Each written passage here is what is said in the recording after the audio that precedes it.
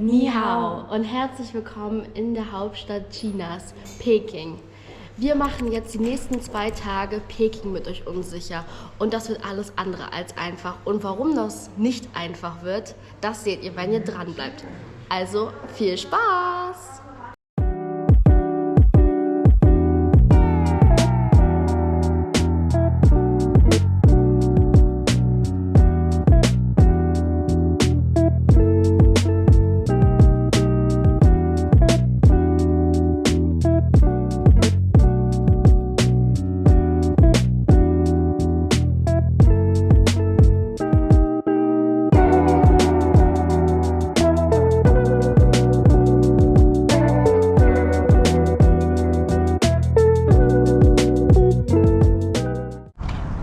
Freunde, wenn es für euch dann mal nach China geht, gibt es ein paar Sachen zu beachten. Und zwar die China-Einreise für deutsche Staatsbürger ist seit Dezember 23 sehr einfach geworden, denn du kannst 15 Tage ohne Visum dich frei aufhalten in China.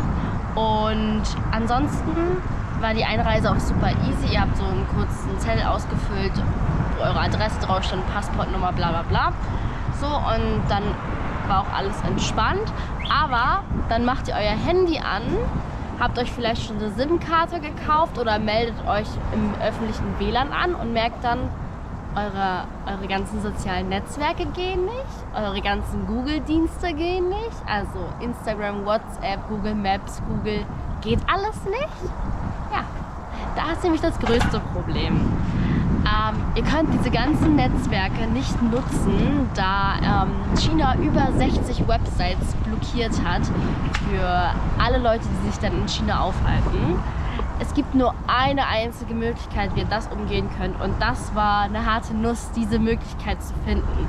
Und deshalb sage ich euch ehrlich, wenn ihr mal nach China wollt, schaut euch dieses Video bis zum Ende an, weil wir hätten uns gefreut, hätten wir so ein Video vorher gesehen.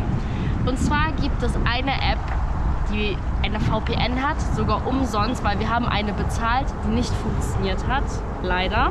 Die ExpressVPN, die funktioniert hier nicht, aber es gibt die BetterNet. So sieht die aus, die ist kostenlos. Und wenn ihr eine gute Internetverbindung habt, ein öffentliches WLAN, dann funktioniert die. Und sie ist komplett kostenlos und ihr könnt dann endlich eure Familie, euren Freunden schreiben, dass ihr in China gut angekommen seid, und könnt auch Google nutzen. Des Weiteren ist China sehr fortschrittlich. Also ihr könnt eigentlich alles online bezahlen und dafür gibt es die App Alipay.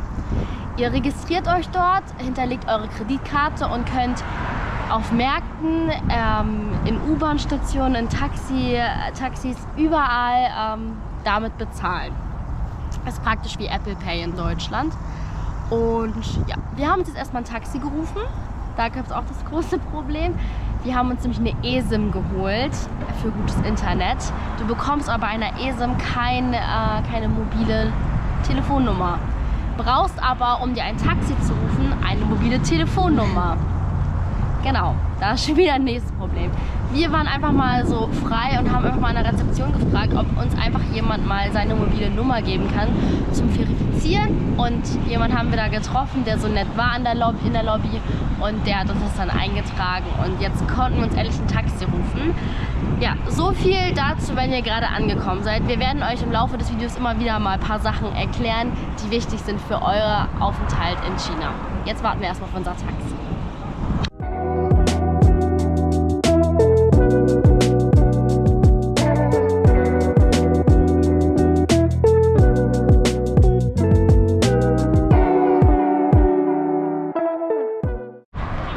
So Freunde, wir wollen jetzt als allererstes zur Forbidden City, die verbotene Stadt. Das ist hier mitten im Zentrum ein rechteckiger oder quadratischer Distrikt, wo früher die Kaiser geherrscht haben. Und heutzutage kann man da halt mehrere Museen und Tempel besichtigen. Und das werden wir jetzt machen. Es ist so ein abgesperrter Bereich. Bedeutet, wir müssen da um diesen Bereich zu betreten, müssen wir da schon Eintritt zahlen. Ich bin gespannt, wie viel das gleich sein wird. Auf jeden Fall haben wir jetzt erstmal noch einen kleinen Spaziergang vor uns, weil, keine Ahnung, irgendwie habe ich Forbidden City eingegeben, aber er hat uns irgendwie 1,6 Kilometer vorher irgendwie rausgelassen. Ich nichts verstehen, Mandarin, nichts verstehen. Deswegen, und ja, aus Alipay wurden wir auch wieder rausgeschmissen. Bedeutet, wir müssen dann irgendwie anders nach Hause kommen. Ja, welcome to China. Ach so, und Leute, guck mal, wie die hier Roller fahren. Die haben hier alle so eine Decke vor und da stecken die dann ihre Hände durch und fahren dann praktisch mit so einer Kuscheldecke Roller. Gibt es in ganz vielen Motiven, auch mit Hello Kitty. Super. Im Kuschelmodus Roller fahren. Habe ich auch noch nie vorher so gesehen.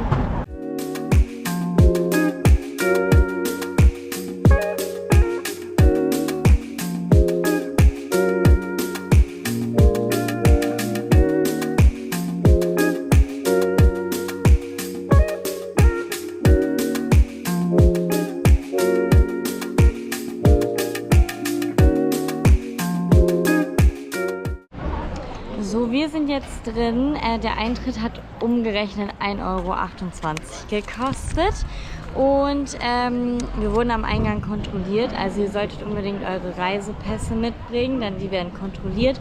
Und die Taschen werden kontrolliert, wie beim Flughafen Security Check. Aber jetzt sind wir drin.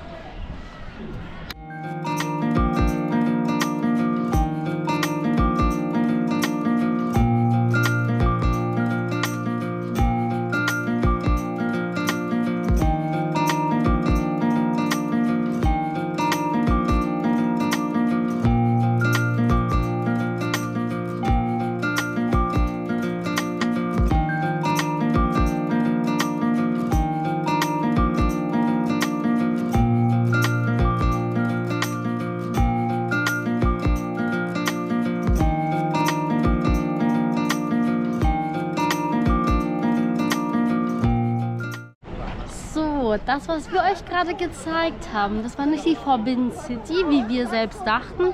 Nein, das war ein Park.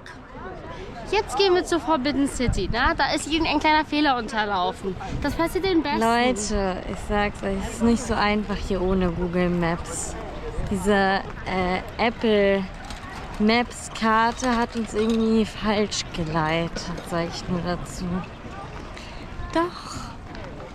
Naja. Und ja, wir gehen jetzt hoffentlich zur Forbidden City. Wissen wir noch nicht genau, ob es das wirklich ist. Doch. Das sehen wir dann. Doch. Na, Mutti macht es schon, Ja. Veni. Na, wir kriegen das schon alles hin. Ja. Wir kriegen Das schon Problem hin. ist nur, ich Wir habe haben so Hunger. Hunger. Ich sterbe, weil wir haben noch nichts gegessen und es ist jetzt 17 Uhr oder so. 20 vor. So, wir stehen jetzt vorm Eingang. Tada! Aber wie man sieht, sieht man nichts. Und es hat einen ganz besonderen Grund. Montag geschlossen. Ja. Wie viel Zeit willst du in deinem Leben verschwenden? Ja. Genau, deswegen werden wir jetzt irgendwie zu einem Markt gehen und dann was essen und ein bisschen durch die Straßen laufen. Und morgen vielleicht mal Forbidden City nochmal versuchen.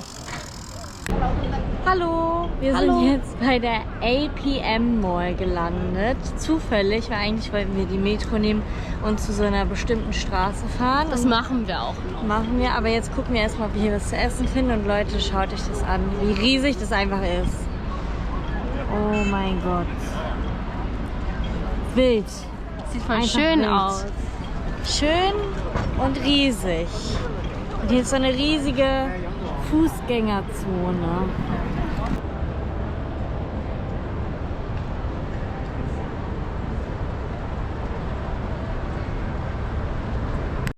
So, wir haben jetzt ein Restaurant gefunden, wo wir essen.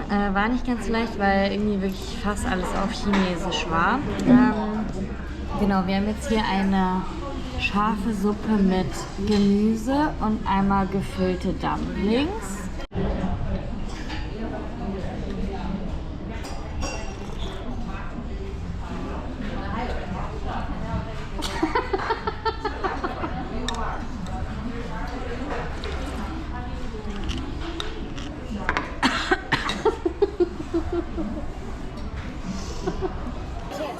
Freunde, wir sind jetzt auf der Tiananmen-Straße. Das ist eine belebte Straße, gerade abends sehr beliebt, denn dann ist alles sehr schön beleuchtet, wie wir euch auch gleich zeigen werden. Diese Straße bietet zahlreiche Restaurants und Cafés an und hat auch sehr viel Kunst zu bieten. Und das schauen wir uns jetzt mal gemeinsam an.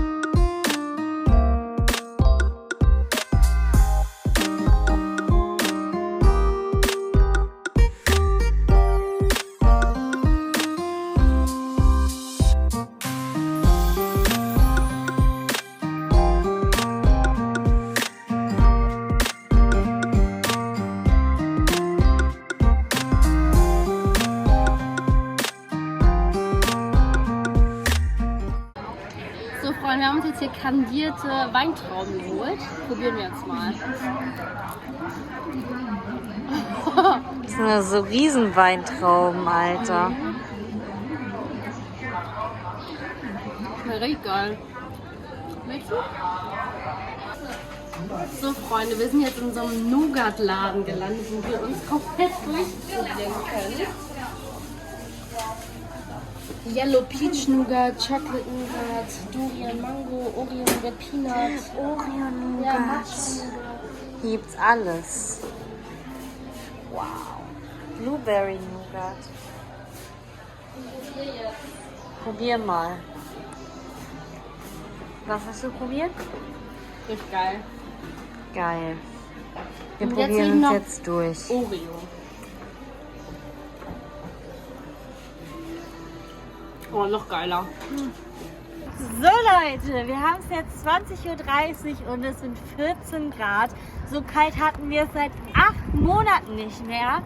Deswegen ja, müssen wir uns hier ein bisschen warm halten. Für uns geht es gleich nach Hause mit dem Bus. Der kommt in 7 Minuten ungefähr.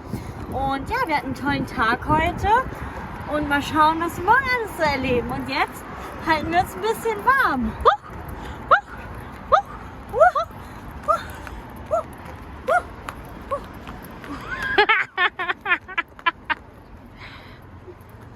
Oh.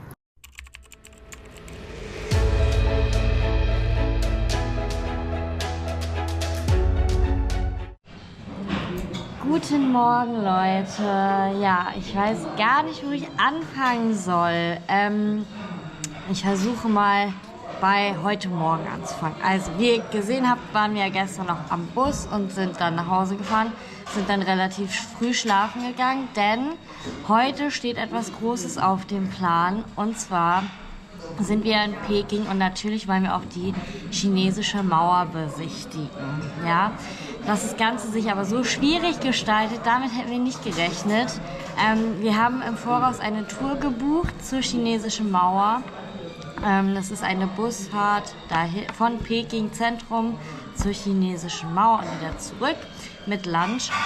Und wir mussten aber erstmal zu diesem Treffpunkt kommen. So, wir extra früh aufgestanden, Taxi gerufen.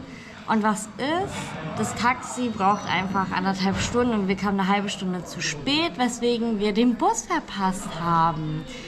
Dann haben wir irgendwie versucht, ein neues Taxi zu arrangieren, war aber alles zu teuer. Und dann haben wir uns noch entschieden, mit einem mit einem öffentlichen Bus zur chinesischen Mauer zu fahren, um dann noch die Gruppe zu treffen. Und Leute, ihr müsst euch vorstellen, das ist 100 Kilometer entfernt von Peking. Es ist nicht um die Ecke. Und ihr müsst euch vorstellen, das alles ohne ein Wort Englisch oder Chinesisch zu sprechen, gestaltet sich als ziemlich schwierig. Kleiner Tipp, wir benutzen immer die App Mr. Translator, die seht ihr hier. Die hilft uns ganz gut, aber es klappt auch nicht immer, weil wir haben das Gefühl, manche wollen einfach auch das nicht verstehen. Naja, jedenfalls sind wir dann irgendwann auch mal hier angekommen, an der chinesischen Mauer, und haben dann einen Guide getroffen, der extra auf uns gewartet hat, um uns dann hochzubringen oder hier reinzubringen. Und ja, jetzt sitzen wir hier beim Lunch, essen erstmal was, wärmen uns auf, denn Leute, es ist unfassbar kalt. 10 Grad waren heute Morgen und wir haben ja, wie ihr wisst, nur Sommersachen dabei, also oben wird es bestimmt auch noch mal ein bisschen kälter. Ja, jetzt haben wir alles, die Tickets und so weiter, essen jetzt erstmal und dann fahren wir hoch zur chinesischen Mauer. So Freunde, wir sitzen jetzt im Shuttlebus. Der fährt uns jetzt, ich würde sagen, zur Seilbahn, oder? Ja. Genau, da fahren wir jetzt hin und dann geht's endlich zur chinesischen Mauer. Und dieser Tag, der ist ganz wild.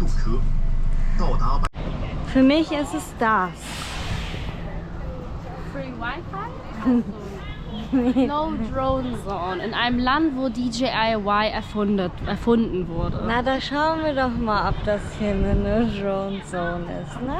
Gucken wir mal. Überall, wo wir Drohnenaufnahmen machen wollen, geht's nicht. Frechheit. Und gerade hier so, ne?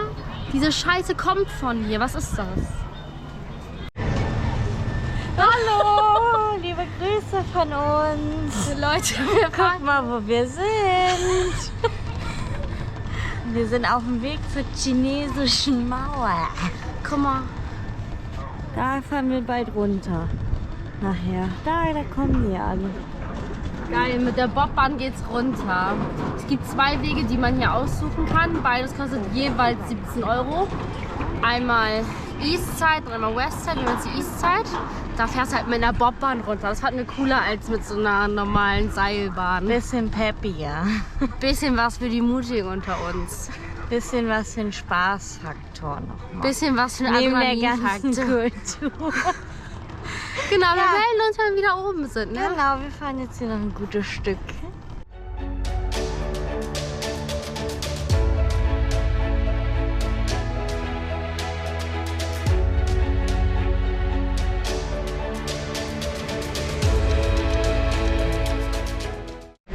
Na, guck mal, was ich uns gekauft habe. Und zwar hat sie das gekauft mit unseren Euros, die wir noch haben. Ich hatte doch einen Fünfer in der Tasche. Ja, das sind wir auf dem Weg zur chinesischen Mauer. Du, wann geht's dann nochmal zur chinesischen? Gott, gleich kommen die Polizisten hier. Und schmeißen uns runter. Ja, also jetzt reiß ich mal zusammen. Naja, jetzt haben wir ein Andenken fürs Leben, ne?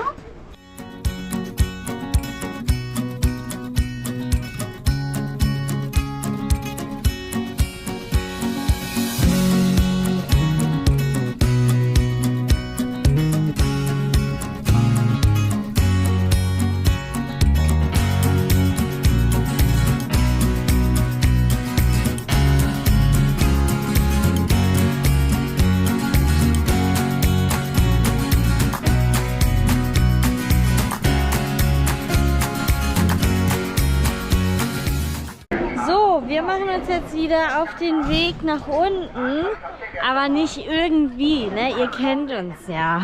Du, da haben wir uns was ganz Tolles und Pfiffiges für euch überlegt.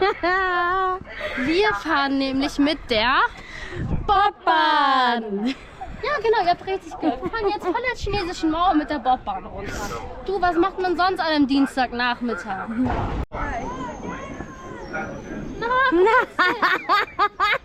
Ich lache hier schon wieder tot. Ich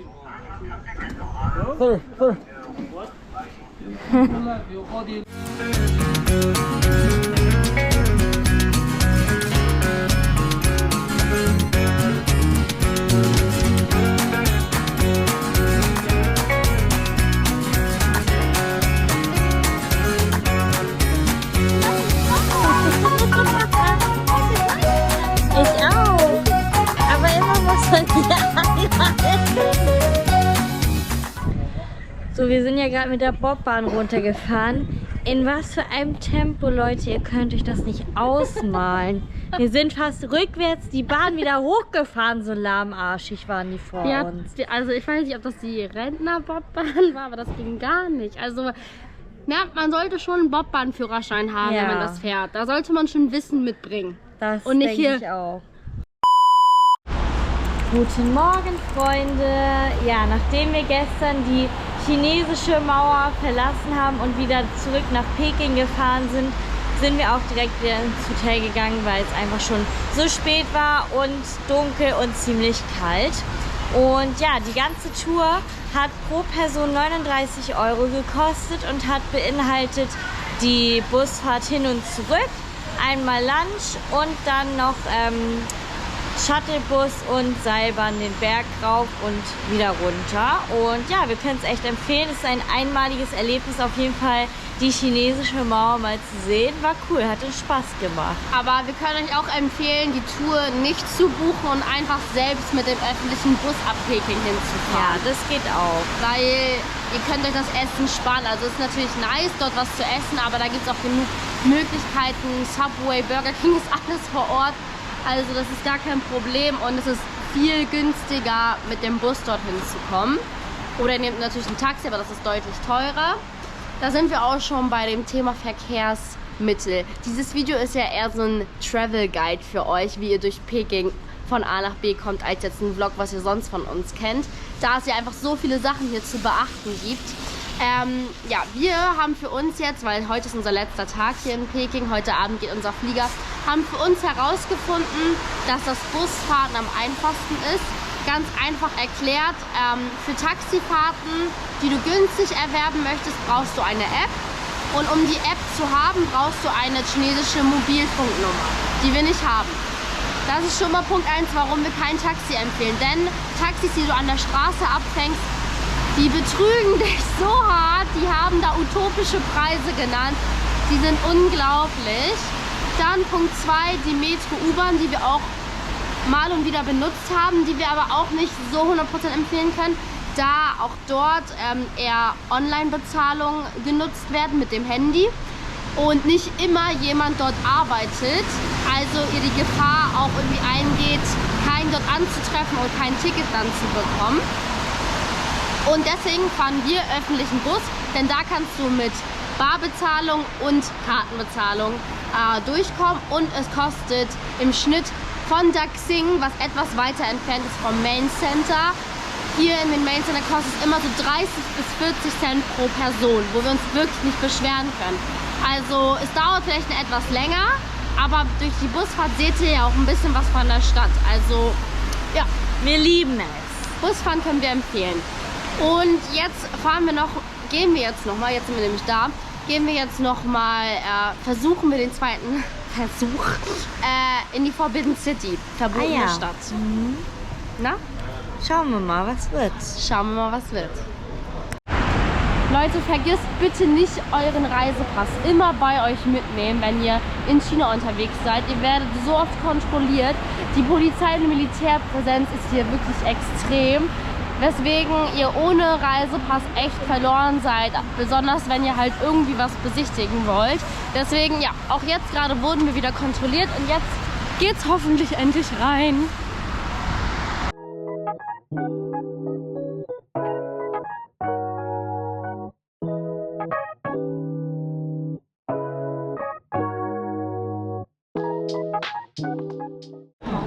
So Freunde, wir waren jetzt hier gerade im Museum drin und es war wirklich richtig schön. Leider durften wir unsere Kameras nicht benutzen, weshalb wir euch kein Videomaterial geben konnten. Es wird hier sehr streng kontrolliert. Trotz des Wetters hat sich das auf jeden Fall gelohnt. Und wir verlassen jetzt die Forbidden City, also die verbotene Stadt. Warum heißt es verbotene Stadt? Weil früher nur hochrangige Leute hier diesen Distrikt betreten durften. Also nur die Kaisersfamilie, die Könige und Menschen, die einen höheren Lebensstandard hatten. Also, weiß nicht, die auch irgendwie zur Familie gehörten oder einfach besser verdient haben. Also Normalsterbliche wie wir durften damals hier nicht rein. Jedenfalls hat es sich gelohnt. Wir hatten leider ein bisschen Pech mit dem Wetter. Wir gehen jetzt aber nochmal weiter zu Wang Fuji Street. So meine ich heißt die. Ansonsten sage ich euch das gleich nochmal. Und dann gucken wir da nochmal. Ne?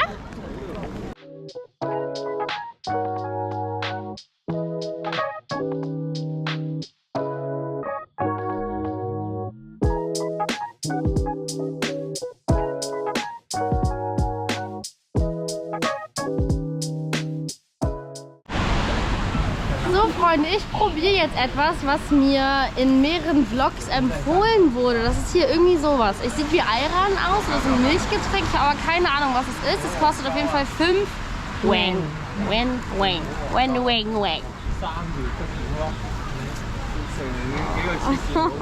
Und? Es schmeckt wie süßer Joghurt, Milch irgendwie so. Na, das magst du ja. Schmeckt gut? Ja, probier. Dreh mal um. Ja, schmeckt gut. Magst du wirklich? Nein, du magst es nicht. Boah, du bist so ähnlich, du bist so anstrengend.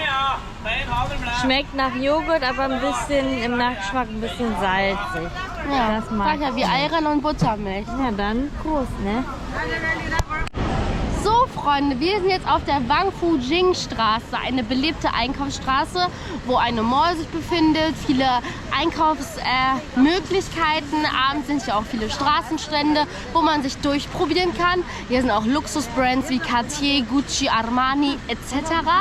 Und wir laufen jetzt hier mal rüber, vielleicht finden wir noch das eine oder andere coole. Ansonsten geht es für uns zurück zum Hotel, denn es geht heute Abend weiter und wir konnten schon zum Glück online einchecken, weshalb wir natürlich etwas früher dann zum Airport fahren, um dann ein bisschen dort unser Mittagessen zu zelebrieren, ne?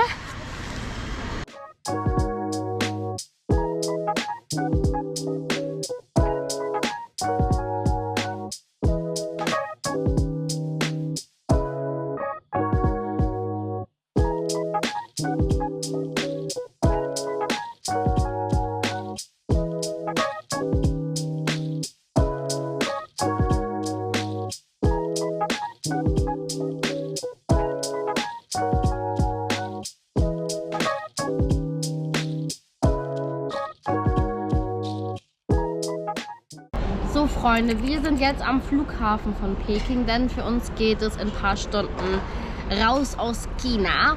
Und ja, wir verlassen Peking mit einem gemischten Gefühl und wollten euch einmal unsere Pro- und Kontrapunkte nennen und die vielleicht auch nochmal für euch interessant sein können. Also Pro: Es ist mega vielseitiges Land, die vielseitige Stadt. Wir waren ja jetzt nur in Peking, aber die Menschen hier sind sehr, sehr nett, was wir nicht erwartet haben. Wir haben es irgendwie anders erwartet. Also was man so hört, dass Chinesen sehr unfreundlich sein sollen und so. Das können wir jetzt nicht bestätigen. Die waren alle mal sehr freundlich.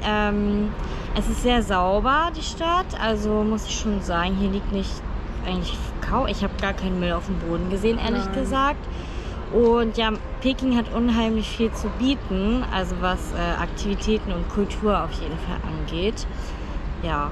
Die Verkehrsmittel sind hier, die öffentlichen Verkehrsmittel sind hier sehr, sehr günstig. Stimmt, und günstig. Auch Essen kannst du hier günstig, würde ich sagen. Wenn du dich an Local Food ranhältst und nicht an den gehypten Restaurants, ja, dann kannst du hier auch günstig essen. Was natürlich etwas teurer ist, sind die Aktivitäten.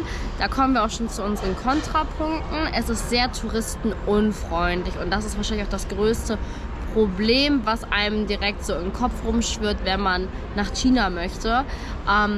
Ja, sehr touristenunfreundlich. Es gibt keine Hostels, das bedeutet keine günstigen Unterkünfte. Die günstigste Unterkunft, die wir jetzt hatten, war außerhalb vom Zentrum. Bedeutet, ihr seid angewiesen, immer eine Strecke auf euch aufzunehmen, die über eine Stunde geht mit den Öffis. Und für die haben wir jetzt 30 € pro Nacht gezahlt, was wirklich okay ist, weil ihr habt die Unterkunft gesehen, das ist wirklich ein Hotelzimmer gewesen, ein 2-Sterne-Hotel und es war wirklich perfekt. Ja. Aber ihr seid halt außerhalb vom Zentrum, weil im Zentrum bezahlt ihr Minimum 50, 60, 70 € die Nacht. Minimum.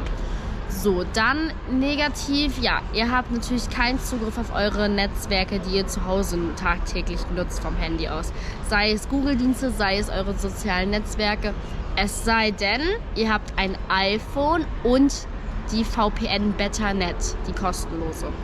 Denn mit einem normalen Android, sei es jetzt ein Xiaomi, ein Samsung, kommst du hier auch nicht weiter, denn dann funktioniert die VPN nicht und ihr habt eure ganzen Apps nicht. Das Problem ist ja auch nicht nur, dass ihr die Apps nicht habt, also es gibt ja immer eine andere Variante nochmal auf Chinesisch, und das ist das Problem. Die Apps hier sind halt auf Chinesisch, dafür verstehst du kein Wort, wenn du kein Chinesisch kannst. Ja, und es wird uns immer wieder empfohlen, ja, lad die App runter, anstatt dann das und das, aber das bringt dir nichts. du sprichst halt kein Chinesisch. Das ist auch das nächste Problem. Also fast niemand spricht hier Englisch. Ja. Alle Kein Chinesisch. Und du brauchst dann unbedingt eine Translator-App. Ohne die bist du aufgeschmissen. Deshalb bereitet euch richtig drauf vor, wenn es für euch mal nach China geht. Weil es ist wirklich, als wenn ihr als Alien irgendwie auf einem anderen Planeten landet. Hier läuft alles anders. Ja. Hier wird alles sehr streng kontrolliert. Hier ist alles sehr strukturiert. Dennoch sind sie sehr freundlich zu Touristen und sehr interessiert. Genau. Sei es, sie wollen Fotos mit dir machen heimlich von dir Fotos und Videos oder lächeln dich einfach reden. an. Ja, sie reden auch einfach los. Das ist es auch für mich. Sie reden auf Chinesisch und du verstehst kein Wort, aber sie reden immer weiter. Genau. Naja. Deswegen verlassen wir jetzt Peking mit einem gemischten Gefühl, weil wir sagen, okay, nächstes Mal, wenn es nochmal für uns nach China geht, sind wir besser vorbereitet und es ist alles viel einfacher, weil wir haben natürlich auch dadurch Geld verloren. Sei es das erste Taxi, in das wir eingestiegen sind, wo wir nicht wussten, wie viel kostet das, ist das eine Abzocke, ist es nicht. Immer Taximeter, wenn ihr in ein öffentliches Taxi einsteigt, nie einen Festpreis ausmachen. Ja. Dann natürlich das mit den Öffis, dass wir da total viel Zeit verloren haben und dann die Tour verpasst haben.